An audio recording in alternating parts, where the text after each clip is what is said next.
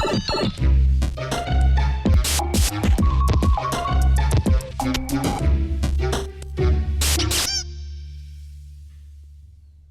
name is Toby Paterson. I am a visual artist based in Glasgow. Studied at Glasgow School of Art and still living in the city. Well, my first sort of known encounter with Mary Martin's work was either in 1990 or 1991 at the University of Stirling. When I encountered the large relief work made specifically for the cafeteria.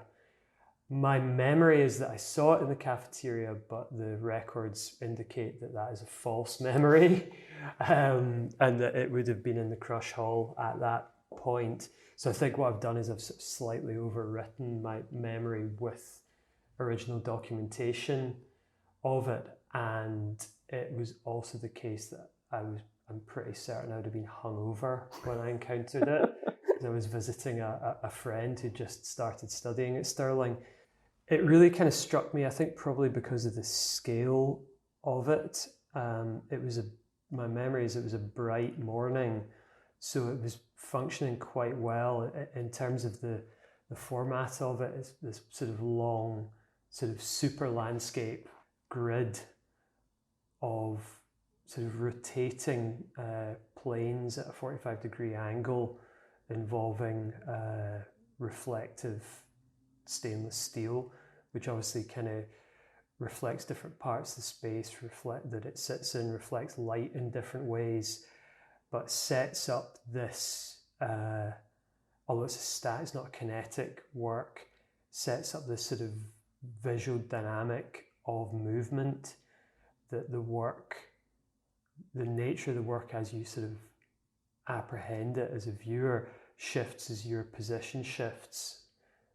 It sort of in, I guess, the parallax does a lot of the work. It picks up different reflections, picks up, different, these works respond incredibly well to reflecting different tones. So one plane in this grid will maybe pick up a reflection of something dark, a dark floor covering, and then the next square tilted at 45 degrees in relief will pick up a white wall, and then the next one will reflect some sunlight that's coming in the clear story window of the space that it's in. So I think at the kind of heart of Mary Martin's work is it appears deceptively simple. And I mean, I think I didn't know about Mary Martin before I saw that work. I may not even have registered the name of the artist in that first encounter 25 odd years ago, but no, 35 odd years ago, my goodness. That's shocking. But there was something about it kind of piqued my interest. I think I was also aware that I read it as a piece of art because I was not entirely ignorant even at that age. And it struck me A as intriguing and B as deeply unfashionable, and that made me really quite interested in it. It really kind of sort of lodged in my mind, and I think in a way I had a kind of initial reading of it from sort of probably ambient sort of childhood experience of encountering that type of work within post-war buildings.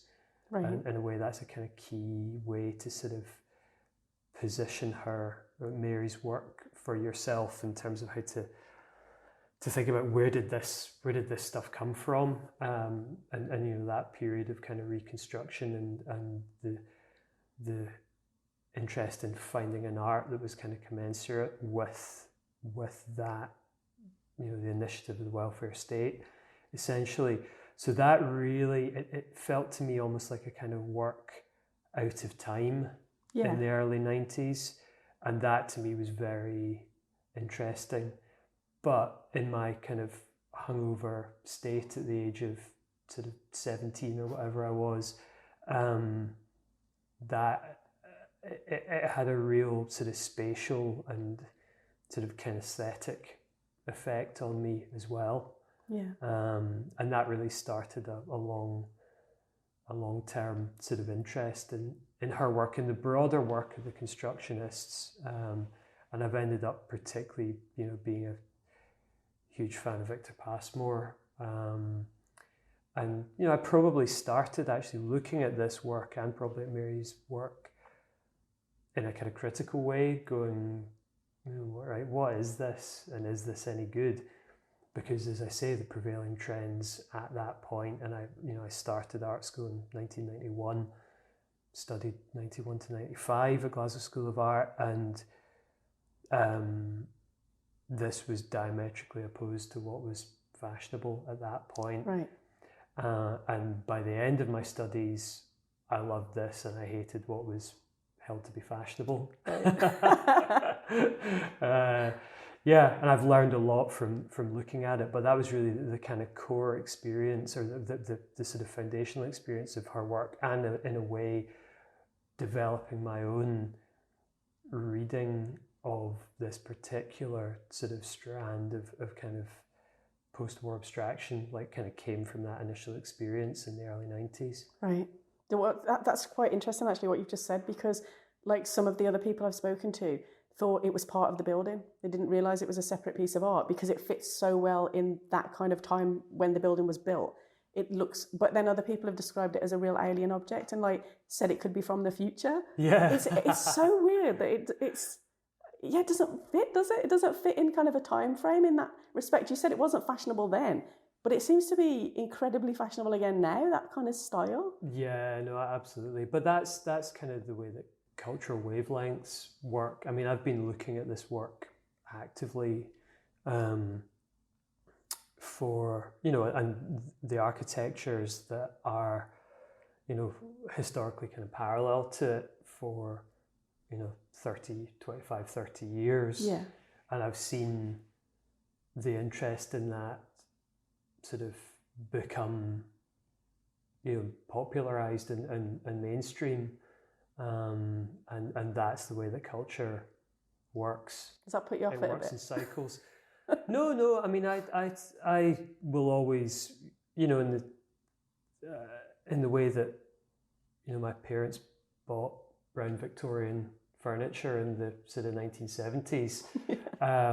That's just how it goes. It's where you are. It's where you land in time, and the way that sort of cultural wavelengths kind of work in that sense. It's you can run counter to it, and in a sense, sort of that's what I was doing.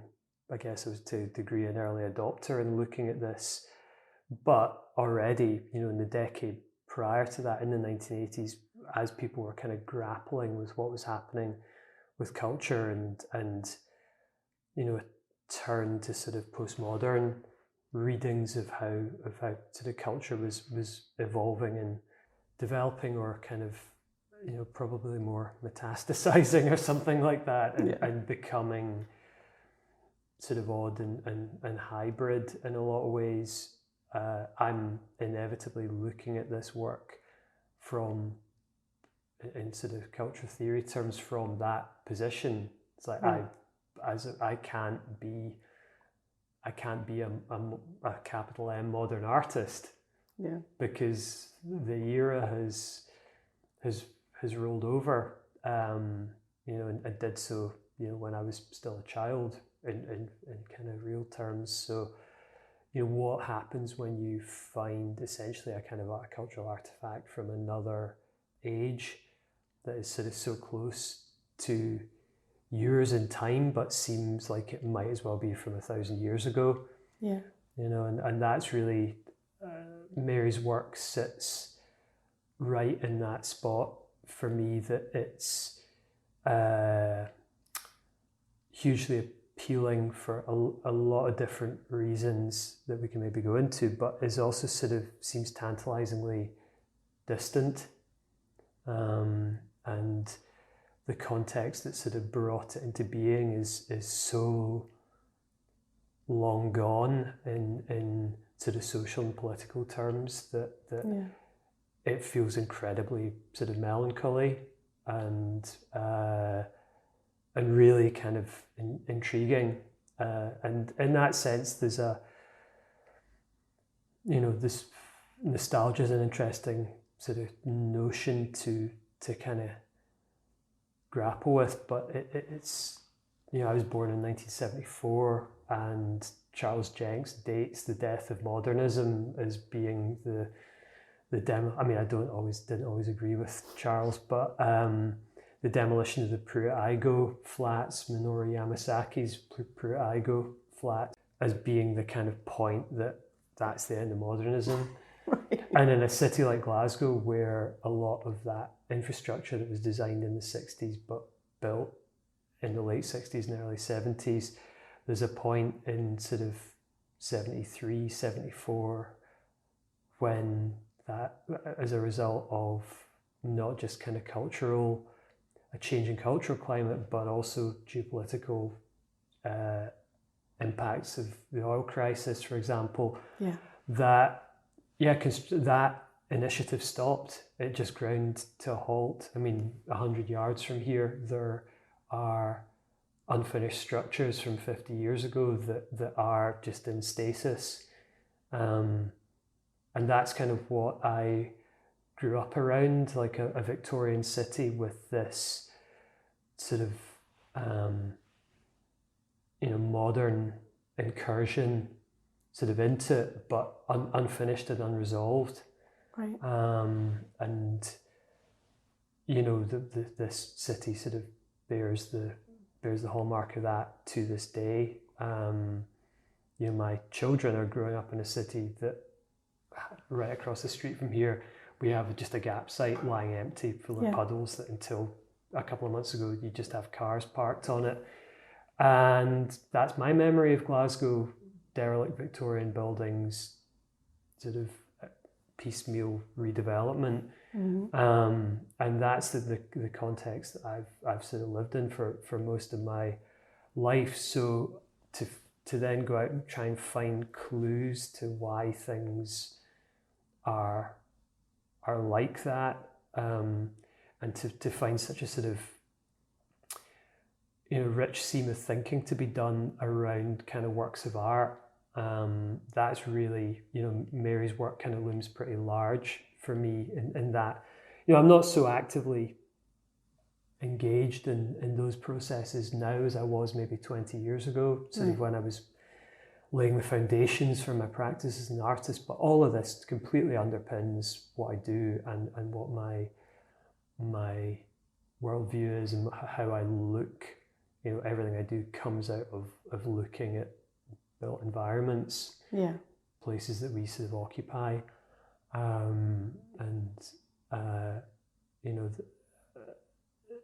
things like that initial experience of coming across Mary Martin's work in the Path Foot building. Those are early sort of foundational things that kind of sparked that thinking. Yeah, that's so cool. Do you think now, I was born in 71, so I'm kind of ignorant of obviously the war art before that and the war, and then obviously this is after. Mm-hmm. Do you think, like, in Scottish hospitals and public buildings and that, do you think the way architecture is integrated into those spaces now would have been the same without, like, Mary Martin and Victor Passmore and that kind of movement? Was it heading that way anyway? I mean, as I said, I don't know. In terms of the integration of art into public spaces, I think it was probably heading that way anyway. I mean, you do look at, obviously a huge thing was the Festival of Britain, and immediately post-war, and there was this kind of really conscious decision to put the work of artists sort of in public space, sort of drag it out of the out of the studio, out of the gallery, out of the academy in some cases, sort of into public space, and I think that the tendency to do that ebbs and flows. I think we are in a real ebb at the moment. Often it's kind of related to economic circumstances. Yeah. Obviously, the situation is pretty dire on that front, and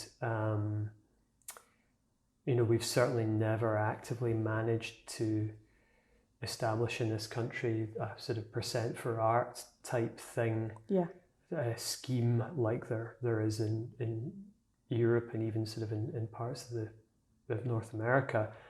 That's never really stuck as a concept. And you have things where local authorities will place planning conditions on new development, that there's a requirement for public art or some sort of artist engagement. But increasingly what's happening, but there's no sort of central, the standards of that are really hugely eroded. And I think there was a generation of kind of consultants who, particularly in the 90s and the noughties, sort of developed quite sophisticated commissioning processes that, if we're talking in a Scotch concept, just seems to be gone now.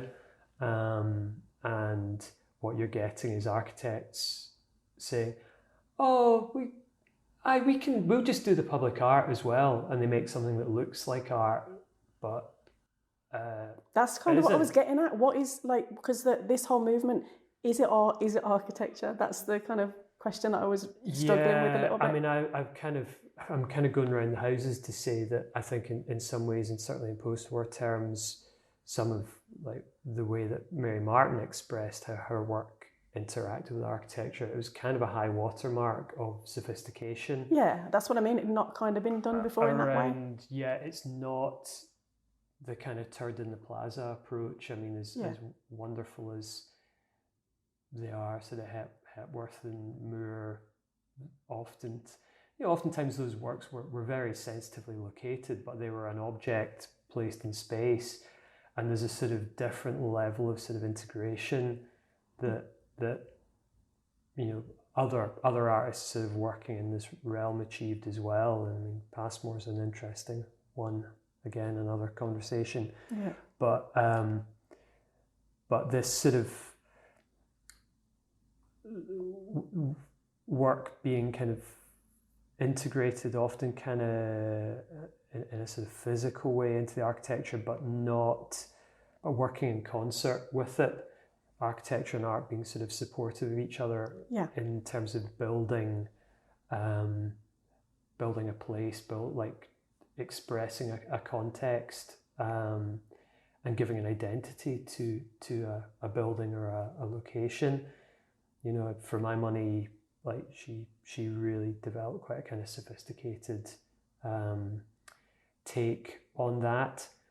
I'm a painter, but for a long time, I mean, for over 20 years, I've been involved in making work in public space and public commissions, and now increasingly, because that landscape is so frustrating to kind of operate in now, increasingly what I'm doing is actually just working directly with enlightened architects, thankfully, rather than those who are sort of maybe a bit less enlightened, to find ways to use my thinking and the way I work to do that thing of working in collaboration. Yeah.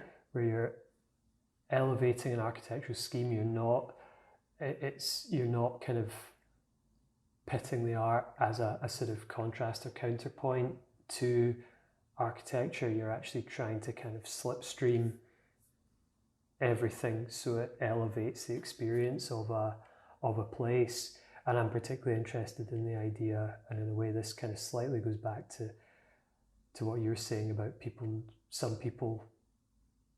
different readings of, for example, the wall relief construction and path where, like, oh, I just thought it was part of the architecture, or I thought it was something that had been beamed in from Mars.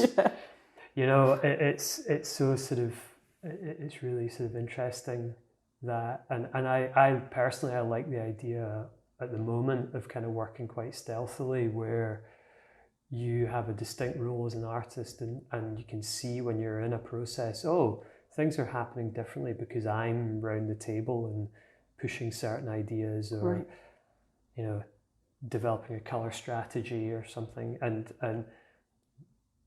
I'm biased because I've worked the architects I work with, I think, are good architects, and one of the reasons I think they're good is because they sometimes listen to me Right. and are interested in sort of helping me develop my ideas. But that to me is really intriguing, kind of walking that line between sort of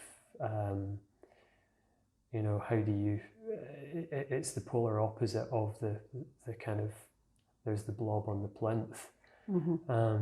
And I mean, I like that kind of ambiguity, because oftentimes sort of what I'm doing is I'm dragging experiences or images or forms sort of from the outside world into the studio, Right.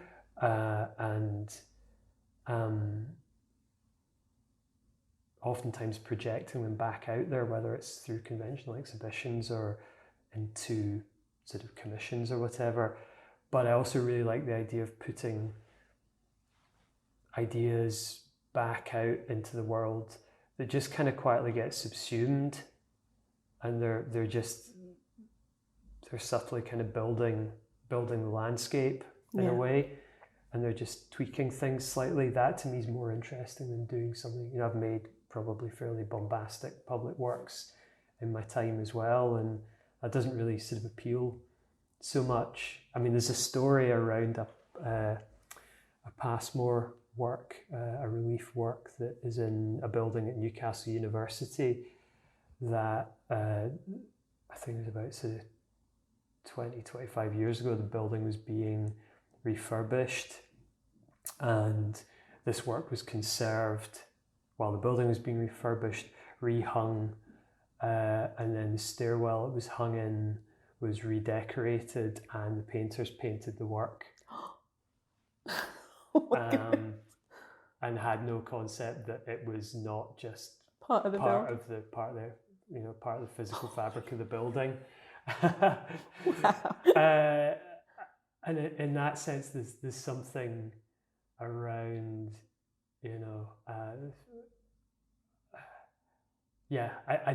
I've never got to the bottom of like what that actually means. I mean, it's a hilarious sort of anecdote and kind of shocking.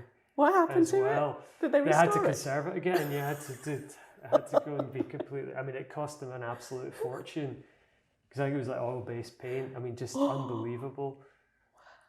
But I really like, from the point of view of sort of what happens when you make that leap from the rarefied confines of the gallery or the studio sort of out into the real world. Like, do things survive or not? Are they adopted? Do people even notice them? Do people notice them when they're gone? And because, personally speaking, so much of my work kind of comes from looking at situations that are changing or have reached a point of sort of cultural obsolescence or something. This kind of, I always think of it as being like sort of cultural entropy or something,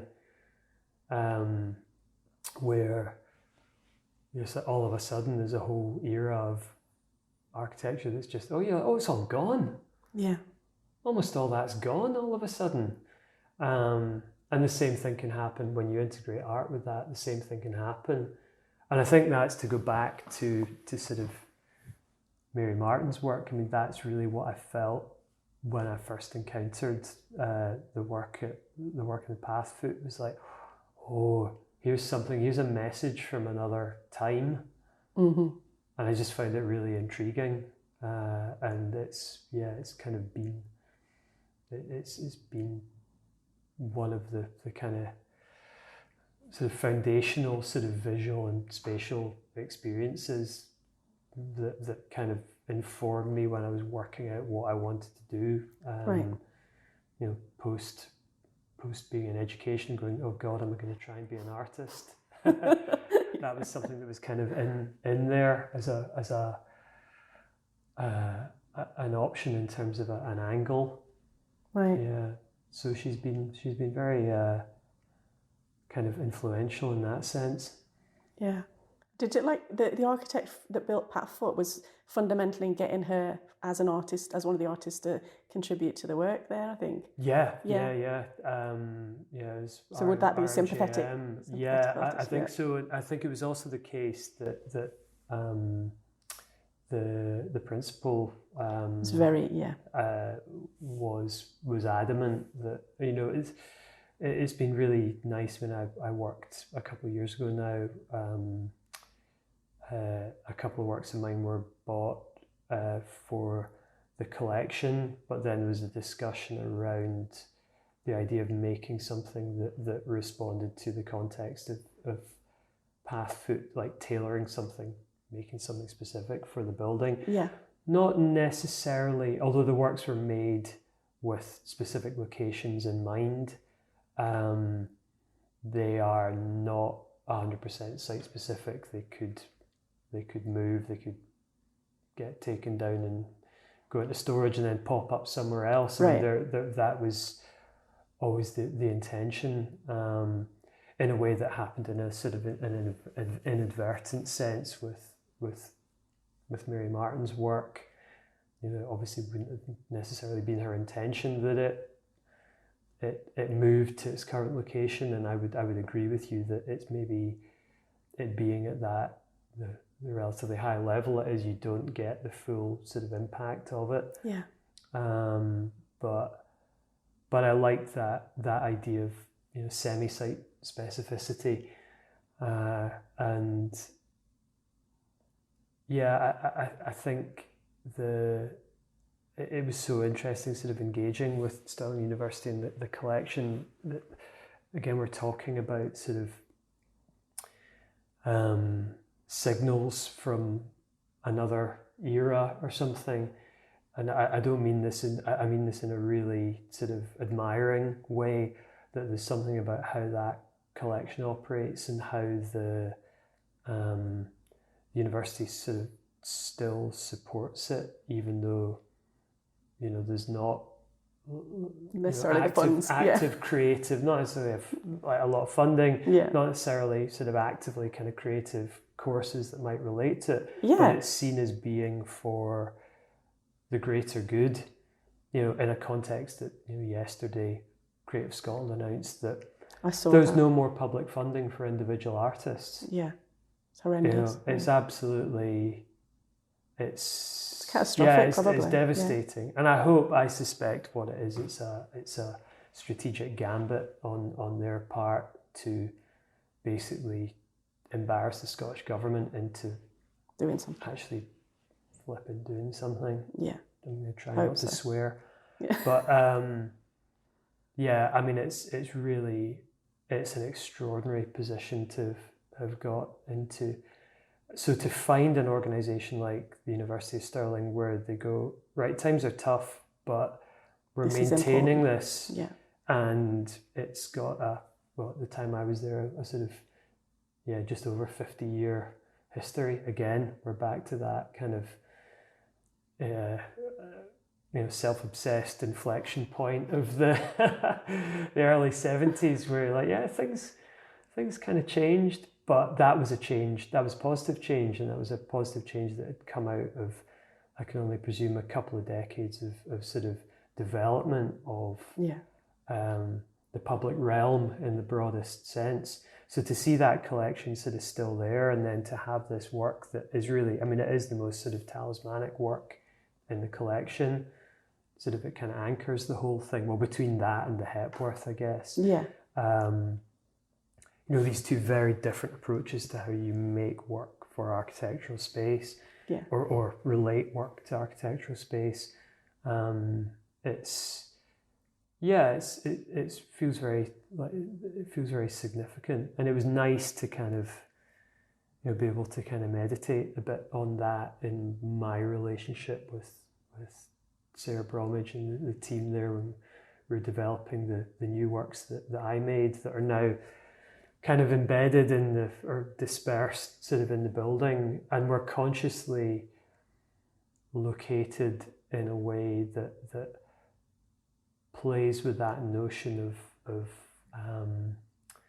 the way it relates to what we were talking about sort of some people not even noticing and thinking, oh, it's just part of the, integrated in the architecture, or what the hell? What the hell is that meant to be? Why is that there? I mean, I really like that idea. I think it's really important as an artist that the work in the public realm, inadvertent audiences have a right to be able to ignore or not notice a work as much as that work should try and kind of grab people's attention. I did a project with Maggie's Centres a number of years ago that the work was made specifically at a kind of scale and in a format that repeat visitors might not immediately notice it, that it slowly kind of revealed itself, or one's relationship with it as a regular user of a building, that relationship can grow as you move around the building. And I mean, where my works are, in fact, the most significant work is actually in kind of quite a low-key part of the building, not a kind of heavily trafficked part of the building. And I always really like the idea. You've either got to go there specifically to see it, or it's an occasional, oh, I've not been down this stairwell for 6 months, and that thing's appeared. So yeah, I like, and in a way that's sort of probably something I kind of learned or picked up from Mary's work. There's a kind of degree of modesty that I really like about the work, and particularly maybe some of the more kind of studio or gallery based works at a smaller scale. Yeah. And this is the thing of, they appear, some of them almost feel like they might just sort of disappear. There seems to be so little kind of formally there, but the minute you engage with it, you're like, oh wait, this has got sort of hidden depth and complexity. Yeah.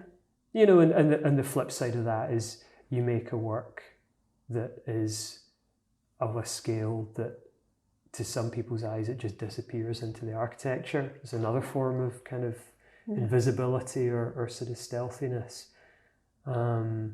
Because so much of the commissioning around work in public spaces, sort of post-Gormley, is about sort of bombast and spectacle. I think it's really nice to consider ways of being kind of quieter. Yeah. And that's something I think I learned a lot from looking at, not just Mary, but her work really has that for me. Yeah. It has a sort of a subtlety and a calmness to it that is really appealing. Mm-hmm. And really, I think it's very sort of productive as well, like for learning. It couldn't be in a better place, like in a university, because it's just, I don't know, I sit and look at it and I think when I'm looking at it and I get ideas, and it's just like the whole of Pathfoot buildings like that for me though, whereas Cottrell, just, I'm sorry, but it is. I always think it's quite funny that the man that sort of instigated all this gets the worst building named after it. Bad luck. Yeah. But no, because I know they've got art, some of the art collection in Cottrell, but I've never seen it because I'm so focused on where I'm going in that building. Yeah. I'm like, I hate it so much. I'm just like, funny. I need to get to my classroom. Yeah, but in Pathfoot, you've got time to breathe, and all the huge windows and the fact that all the sort of furniture and everything was part of the design of the building. You feel, and obviously 70s baby, my like primary school looked like that building. It got that like stucco kind of, the pebbles in the concrete, and so I just feel this sense of peace and calm there, and it's my favourite building. I love it so much. I'd move in happily to that building. Yeah, I've got a friend who works, she teaches, or she's a professor there, and mum of one of my son's best pals, and she totally loves it. Yeah. Whereas some of the younger people think it should be like got rid of, and and presumably some of the older people as well. Probably. This is the kind of interesting thing what I'm saying about sort of eras and kind of wavelengths of kind of culture and taste probably as well. But I think that's a really nice notion, that the equivalent of having your ideas in the shower in the morning when you're sort of frontal cortex, what it is, goes blank, and that's when that stuff happens. The idea of that work offering that kind of headspace is really it allows it for me. Is really appealing, because you're kind of looking at it, thinking about it, and at the same time your mind can wander, because as you said earlier, with all the reflections, it can reflect the floor at the same time as it reflects the light coming in, and so it's changing, and I think it just makes you think differently. I don't know. I love it. I love that piece so much. That is my favourite, closely followed by, I think, Ali's mobile, because I've always like looked at that and thought, what is that? As I've been walking in, was that meant to be? Was it built here? And then it got bent when there was a flood as well. It was flooded, I know. I think that's an ongoing. I've heard that's a sort of ongoing challenge. In serving that, but no, it's really great work, and it is, although it's not in its originally intended location. But given that it's modular, do you think she would have? Because a lot of the artists have said, "Oh, I'd be really upset if somebody moved my work," and I'm like, but I think it was designed as a modular piece that could be broken up and maybe positioned in. Because I know they were going to get her back to do more work, weren't they? If unfortunately she hadn't passed away. I don't know. I mean, I don't have the level of sort of knowledge or authority to say that would be viable or not, like in terms of her intent for the work. But I mean, another, here we are in our post-modernity, and I mean, that strikes me as an opportunity for engaging with an artist to look at the work and think, probably on a temporary basis, is there a way of sort of reimagining this? I mean, I've done that myself. I've been involved in readdressing existing works by artists. I mean, probably the biggest one was a commission in The Hague where a block of housing was demolished, and it had a ceramic relief in the gable end from the mid-50s, and the building wasn't listed, but the artwork was, and the artwork had to be represented. And this process started around the time of the financial crash, and then the redevelopment of that build. There was going to be a building that was just going to simply reincorporate these panels, and that then didn't happen. So these panels were, homeless, orphaned.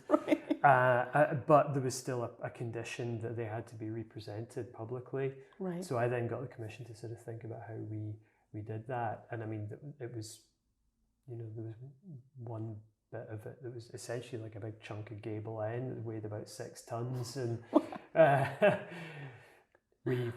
made this kind of structure that sort of rearranged and sort of framed these things sort of in a park on the other side of the road from where the original building was. So, there and a lot of other artists have done similar things, sort of addressed.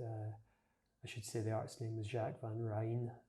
Van Rijn work from '54, and it pulled in a lot of other kind of locally significant sort of cultural history sort of in that process. But that was interesting to me, and the way to sort of address these concerns is usually get an artist in to have a think about it. Yeah, for sure. Yeah, because they've got the same mindset, don't they? Yeah. I'd like to see it move lower again in a way that it could be protected, though. If they could maybe, I don't know, because I don't know if perspex would affect the way it reflects light, but I would love to see it like that. Perspex is not particularly. It's not great, is it? Doesn't great for light transmission. Glass, no, again, it's too reflective. Yeah, no, I did some sort of stained glass work a few years ago, and the guy we'd looked at doing it with perspex, and one of my collaborators was really against using anything sort of petro-based, which was fine, and that was kind of part of the project was being sensitive to that. I mean, I've worked with perspex a lot in my time, but the stained glass specialist we worked with was like, no, you don't get the I want to say transmittance. I can't remember what the technical term is, but there's just not enough light gets through it, and I think it would it would affect that sort of shimmering quality that it has. But yeah, that's a future challenge for Sarah Bromwich and her team. Absolutely is. I mean, is there anything else you want to say about Mary, or like in relation to you as well? I mean, I think sort of, like I say, I mean, her work was really important for me at particularly in the sort of first half of the 2000s, when I was at a specific point in my practice, kind of trying to, both in aesthetic terms and in sort of terms of sort of strategy and ways of thinking about making work and kind of relating to the world, I suppose. And I, for instance, I did an exhibition here in Glasgow in 2003 where I wanted to include a couple of other artists' works, and I was able to borrow one of these, the Perspex groups, for that, and basically got to hang out with it for a month. Wow. Yeah, That's that very cool. That was really amazing, and in that sense, sort of introduce her work to other people. Yeah. I mean, I've done that on a few occasions with solo shows where you just pull in another work from another artist. I mean, I'm obviously not the only person doing that kind of thing, and I do always remember Kathy Wilkes, a really important show of Kathy Wilkes' work at Transmission Gallery, where she showed a painting that her dad had made, and I was just like, oh god, that's just opened up a whole other sort of dimension. And I mean, it's an extraordinary exhibition. So yeah, that was really, it's been nice to kind of have direct contact and to have met Paul. I mean, it's a long time since I've met Paul, but crossed paths with him a couple of times, and he was always really sort of generous and open, which I really appreciated, because when, you know, there'd maybe been a prevailing critique of his work and his parents' work and their kind of colleagues' work, a prevailing critique that had maybe been quite negative for a long time, it would be understandable if people were, and I found the same with Victor Passmore's son John, who's always been really kind of open and generous in talking to kind of weirdo artists who are interested in their parents' work. So yeah, it's nice to kind of feel just a little kind of personal connection to the back to the making of these things. Yeah. And in that sense, you know, something else that you pointed out in an old catalogue of mine, a work that seemingly relates to Mary's work and sort of Mary's reliefs, that in fact was a really great example of you know, an early version of a great example of an architect pretending that they're making art. Right. Because this was a building just across the road from here, the Anderson Centre, that's a real, you know, it's been a sort of lifelong stalking horse of mine in that sense, that where, you know, it was never completed and it's now been sort of partially demolished and partially redeveloped, and it's just this kind of hanging kind of megastructural problem, sort of lost in the 21st century. Right. Fascinating, problematic place that I've engaged with in lots of different ways, from, you know, the little kind of work on paper that we're talking about here, up to, you know, being involved in staging a series of concerts with the Scottish Ensemble a decade ago, sort of in the building.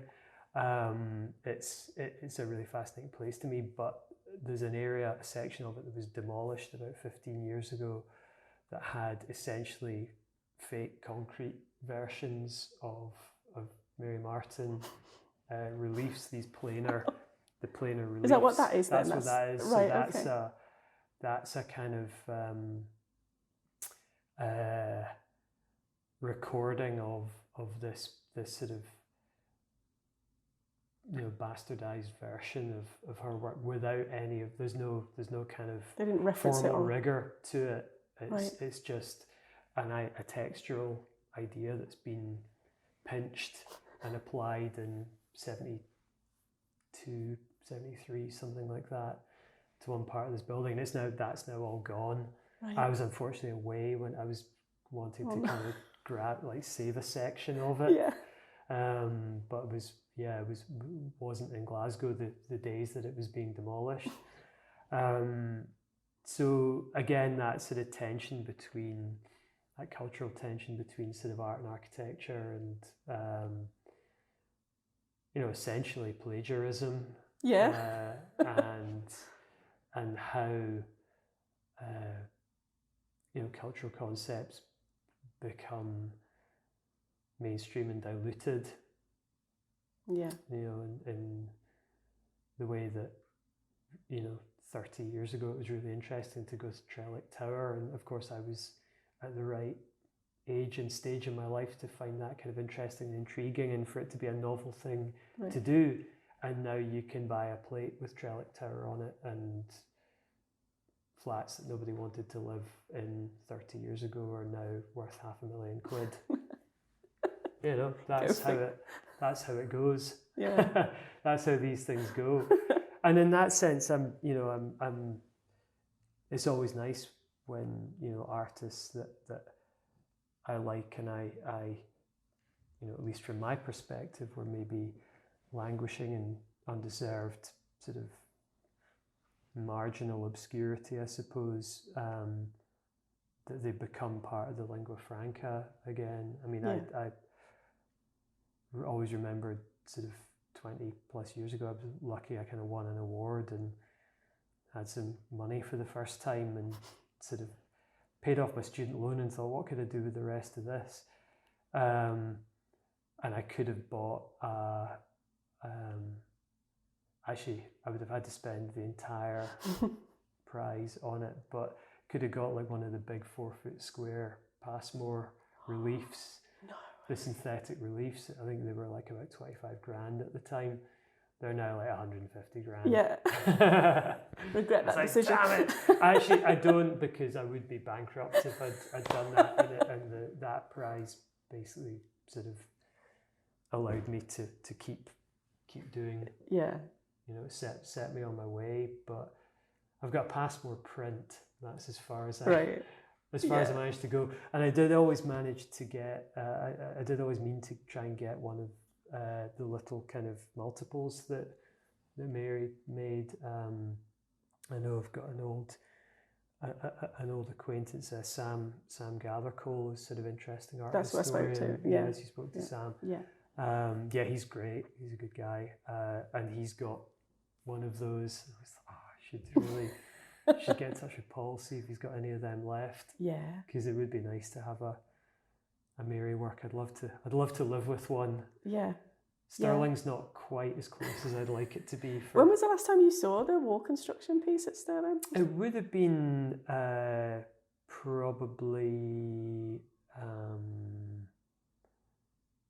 2022, I think. Right. Because that's when, I think I installed that work. Maybe early last year. Okay. Yeah, I think I was over there sort of last year at some And was that point. like the first time you'd seen it since you saw it in the 90s, or had you been back? No, I'd been back. Been back on a couple of occasions to look at other things, and to kind of look at the campus. But that was the most, when Sarah was in touch in 2021. That was the first time I'd been back in such a sort of concerted way, right? And really sort of thinking about looking at the collection and kind of engaging with their program, in a broader sense, and then also doing, getting into the archives and doing a lot of, I'm always wary of artists talking about doing research. I am not an academic, and my research involved, broadly speaking, looking at lots of images, right? Visual research, let's say. So did quite a lot of that, which was really great in terms of sort of,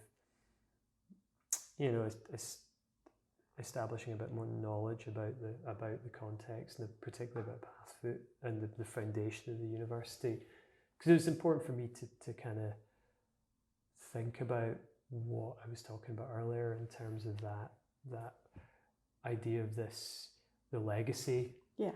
the collection and that kind of program sort of represents, and the value, and these things are often taken for granted, and you know, as we see I never thought I'd live to see there being no public funding for individual artists in this country. Yeah. But here we are. Yeah. If you know, and in many ways to sort of reflect on, you know, where a lot of Mary Martin and her generation's sort of contributions to the public realm are, you know, you don't know what you've got until it's until it's gone. Yeah, absolutely. You know, and, well, sitting in a city that is just an absolute disgrace in terms of looking after its physical fabric, in a broader sense, sort of culturally, there's such a kind of Philistine approach to these matters in the UK as a whole that is really important to kind of recognise where there are legacies like that, and there are interesting individual works or individual buildings that need to be supported. Yeah.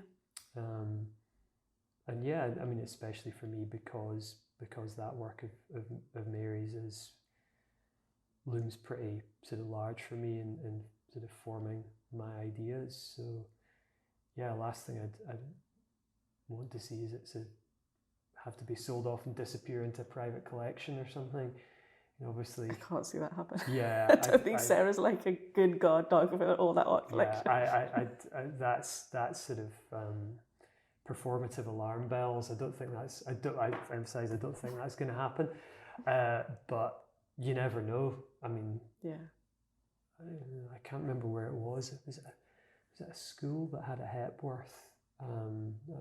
Within the last decade, she'd gifted it to schools, I think maybe in Yorkshire, and they decided, we're just going to sell that. Wow, that's short-sighted. Don't you feel like that's the whole, I don't want to get all political and everything, but is that not the way of the world at the moment? Everything is short-term, and then don't even think about the long-term gain, or everything's just like, let's fix this now and it won't matter back then. Yeah, like, and I mean, what? and we're having to do that because that's the approach that's been taken for the last, 14 years. For 14 years, read 40 years. Yeah, absolutely. You know, it's a sort of, let's not get too political, but it's a travesty. Absolute, this notion of what patriotism is, that to me seems like the opposite of patriotism, basically selling your future and, you know, future generations. And that probably would have gone out of the country, right? It would have been sold to like... sold to private collection. Yeah, no doubt about it. I can't remember what actually happened with that in the end. And it was just a modest work, but a modest work that would have been worth hundreds of thousands of pounds. Yeah.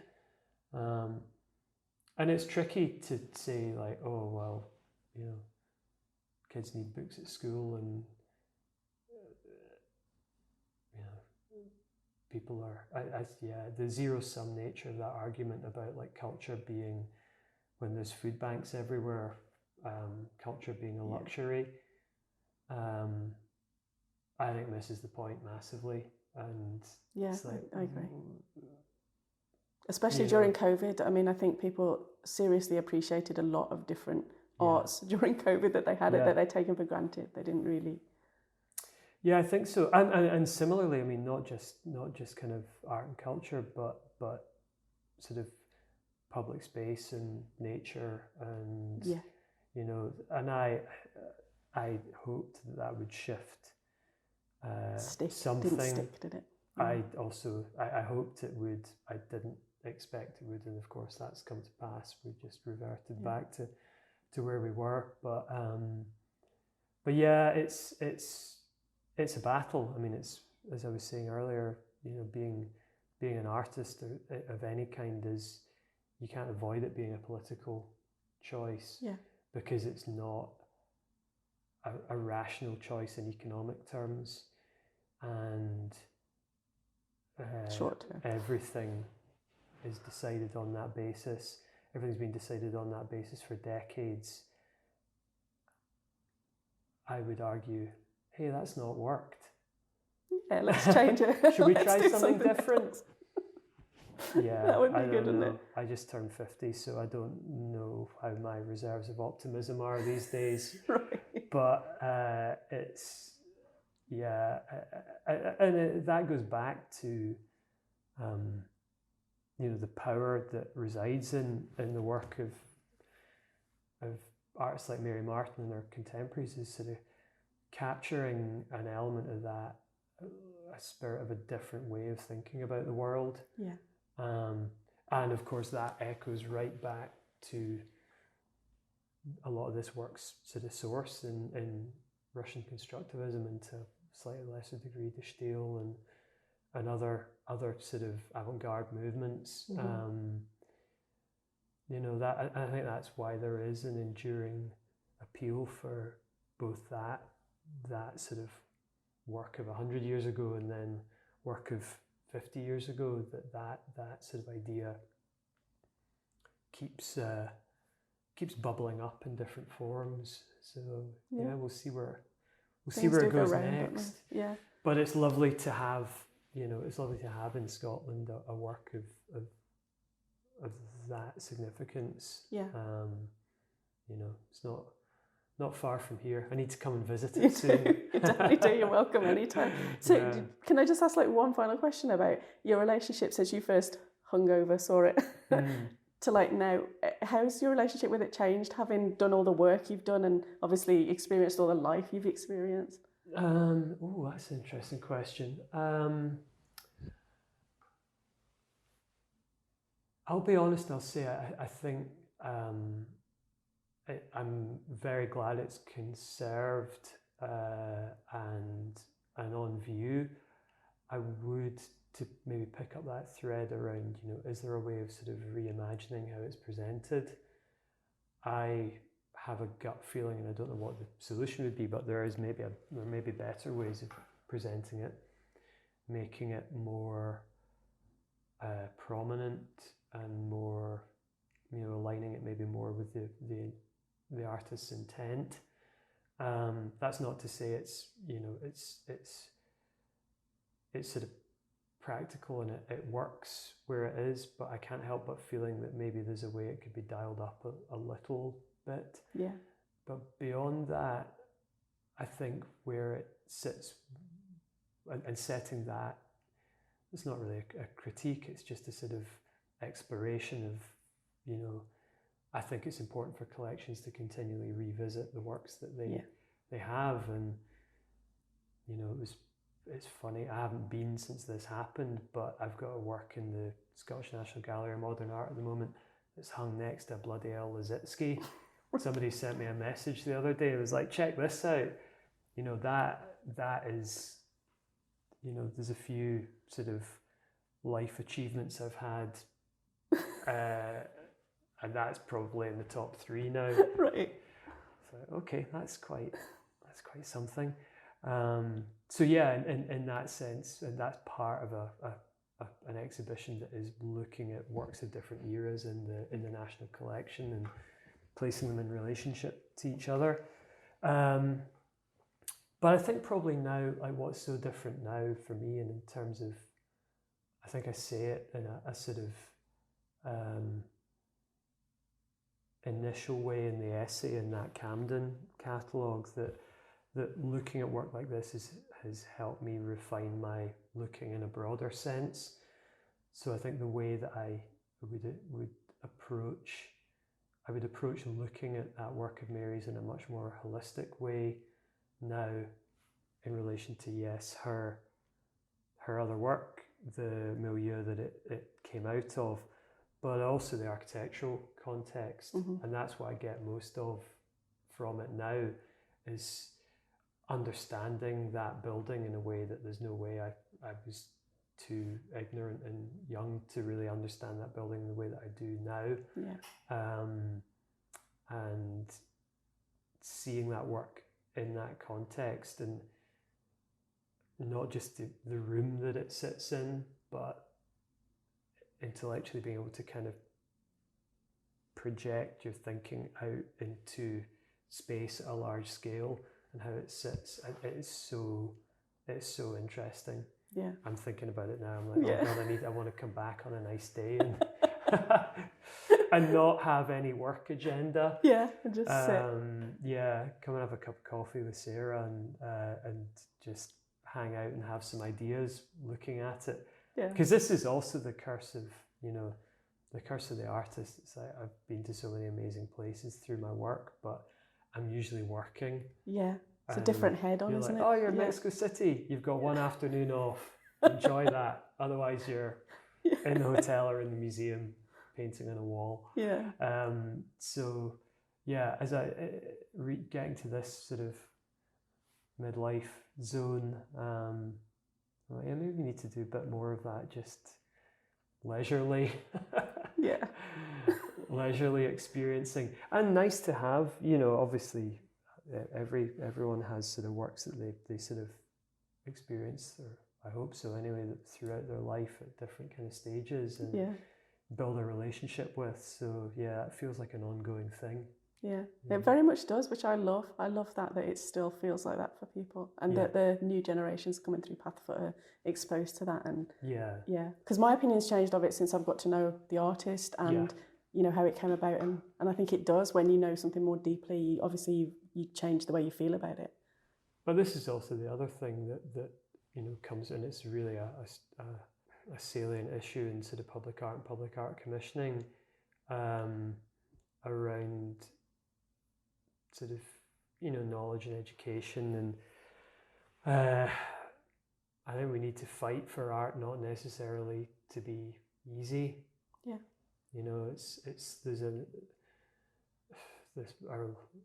The previous government and this sort of basically stripping out of culture from cultural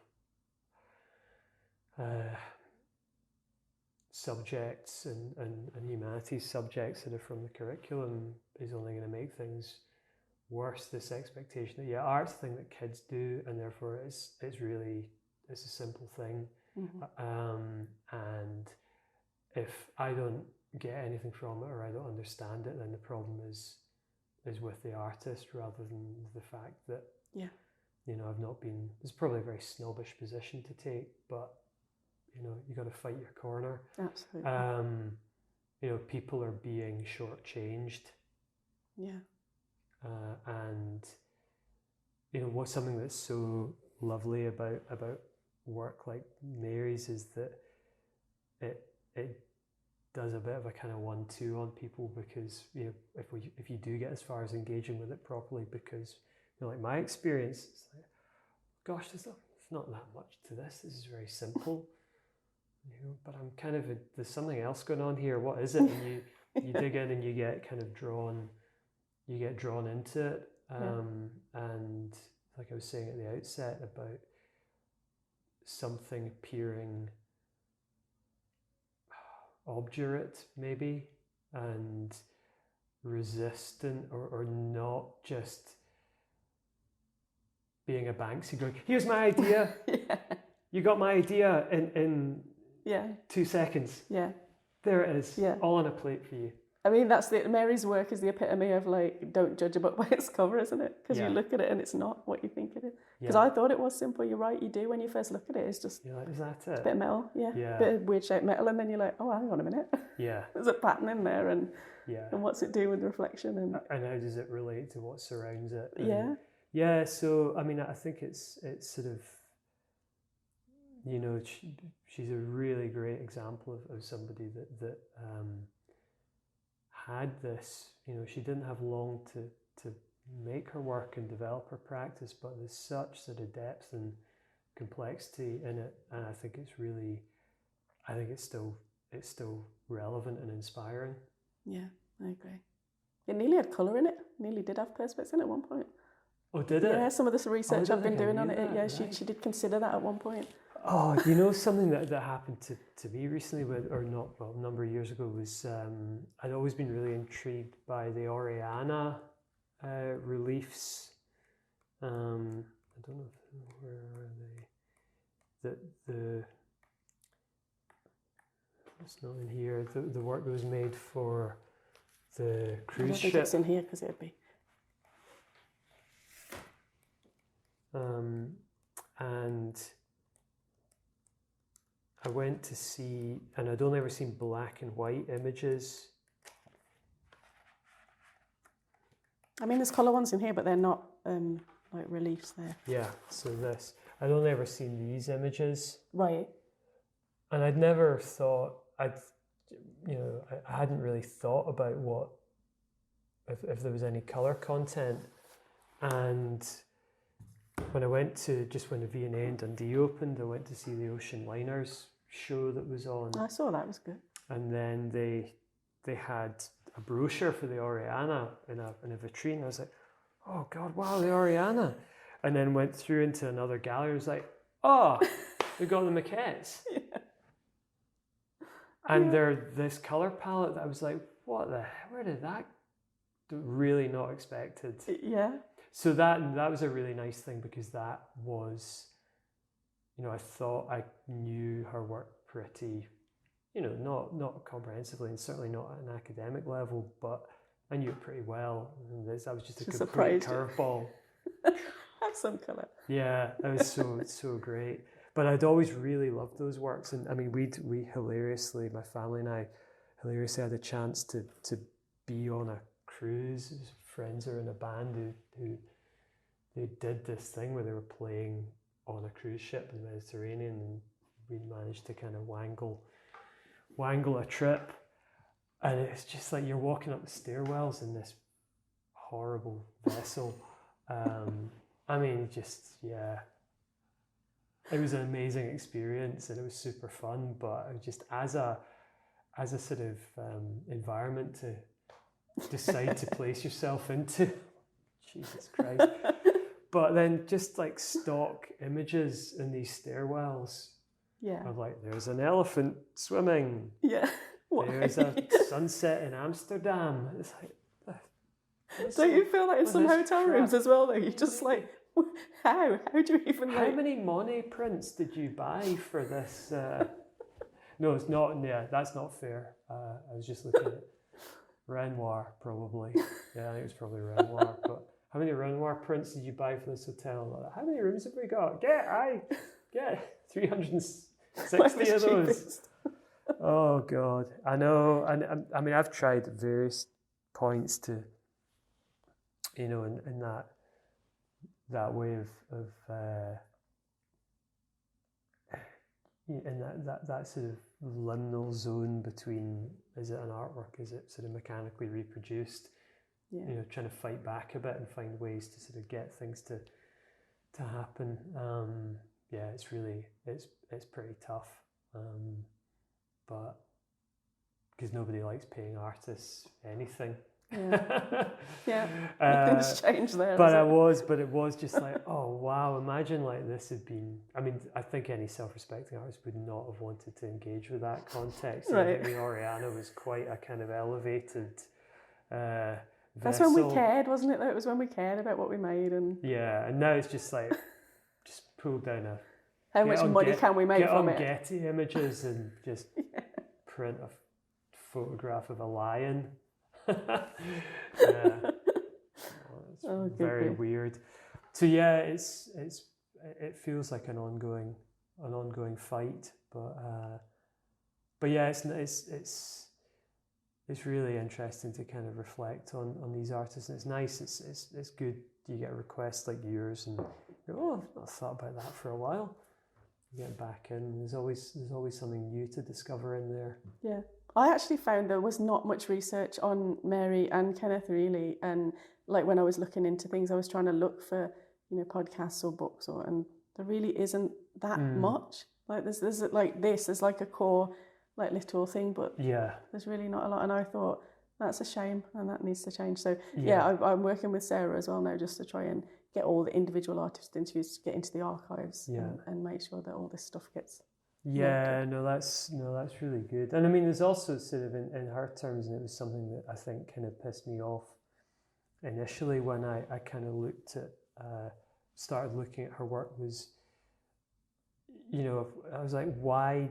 I knew Kenneth Martin's work, and I was like, why did I not know about her work? Yeah, because she wasn't like, obviously she had the children and that, but she wasn't she was at the what was it, the Something of Tomorrow exhibition in. Yeah, she was there tomorrow. too. Yeah. I mean, no, she was completely connected in, and I mean, you read the writing, and like you're like, that's an active intellect. That's not somebody who's not a part-timer in any way. Like really serious. And it wasn't because of Kenneth, because she was doing that before she met Kenneth too. So yeah. It wasn't, oh, my husband's doing it, I'll have a go. Yeah, I know, but of course, inevitably in the intervening period, I mean, she had that, I guess, that Tate retrospective in '84, but he's definitely, I think it has changed in the last couple of decades, but certainly when I started looking at her, he was a much better known artist than she was. Yeah. And maybe as a result of her, you know, sadly dying younger than she should have done, and you know, he continued sort of working through the 80s, and there's works that sort of evolved into, you know, sort of styles and kind of aesthetic modes that maybe kept him visible in a way that, you know, she didn't have the chance passed away at that point when, you know, things were really shifting in terms of sort of late modernism. But she would have had more works in Stirling University if she'd lived. She'd lived, because there was a plan for a whole thing, wasn't there? Yeah, I know. The what ifs. I mean, that's the next thing. Yeah, imagining what that might be. I always really like that with, you know, I've got a fascination with Peter Lee, the new town that Victor Passmore was involved in. Right. The design of, and had found in an archive a lot of drawings of, you know, a second pavilion, and I mean, really, you know, that's sort of tantalizing stuff, and really fun to kind of muck about with. But yeah, like I say, I mean, I'm in a sense, I'm kind of, my work is sort of shifting into,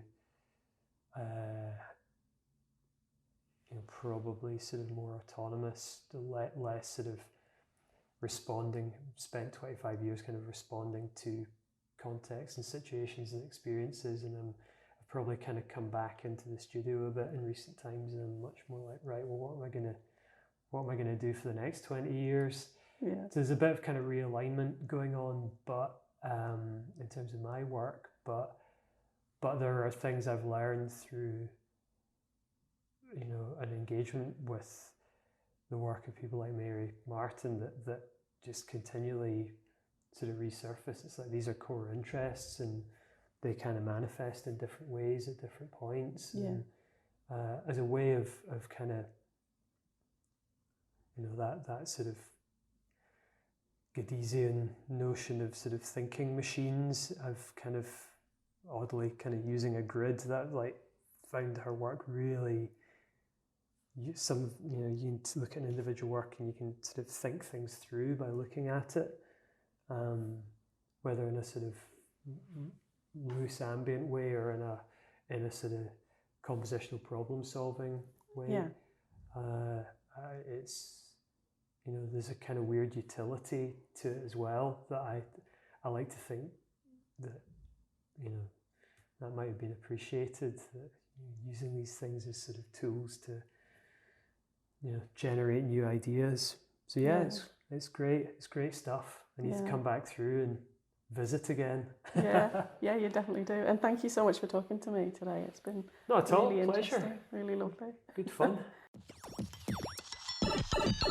This podcast was created by Nicola Foley and hosted on Buzzsprout with music from Pixabay. A huge thank you to Toby Paterson for chatting with me. I really appreciate you spending your time here, and I hope you'll join me next time.